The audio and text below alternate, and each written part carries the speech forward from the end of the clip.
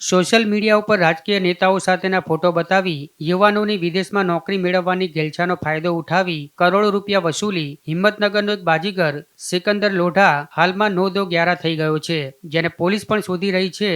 જ્યારે ભોગ બનનાર યુવાનો પોલીસ સ્ટેશનના ચક્કર કાપી રહ્યા છે. ધારાસભ્ય વી.ડી. ઝાલા અને સાબરકાંઠા જિલ્લા કલેક્ટર સાથે ફોટા પડાવનાર સિકંદર લોઢા લોકોને વિદેશ મોકલવાના નામે કરોડોનું ફોલેકું ફેરવીને પલાયન થઈ ગયું છે. સિકંદર લોઢાએ હિંમતનગરમાં સિકંદર લોઢા પ્રાઇવેટ લિમિટેડ નામની કંપની શરૂ કરી વિદેશમાં વર્કિંગ વિઝા પર નોકરી આપવાના સપના બતાવી ગુજરાત, રાજસ્થાન સહિત અલગ અલગ રાજ્યમાંથી યુવાનો પાસેથી રૂપિયા ખંખેર્યા અને 1 થી 4 લાખ રૂપિયાની ફી સિકંદર લોઢાએ વસૂલીને ભોગ બનનાર યુવાનોને લંડન, મુંબઈ, રશિયા સહિતના દેશોમાં નોકરી અપાવવાના સપના બતાવી દીધા. પણ યુવાનોના સપના થોડાક જ સમયમાં ચકનાચૂર થઈ ગયા છે અને દુબઈ તો દૂર રહ્યું, પણ ભોગ બનનાર લોકોએ હાલ તો હિંમતનગર પોલીસ સ્ટેશનના ચક્કર કાપવા પડી રહ્યા છે. 2 વર્ષ પહેલા હિંમતનગર શહેરના પાણપુર વિસ્તારમાં સિકંદર લોઢાએ સિકંદર લોઢા નામની પ્રાઇવેટ લિમિટેડ કંપની શરૂ કરેલી, જેણે બેરોજગાર યુવાનોને વિશ્વાસમાં લઈને કરોડોનું ફૂલેકું ફેરવી નાખ્યું છે. ત્યારે ગ્રામ્ય પોલીસ સ્ટેશનમાં ભોગ બનનાર અરજદારોએ સિકંદર લોઢા સહિત તેના પુત્ર સામે 50 લાખની છેતરપિંડીની ફરિયાદ નોંધાવી છે.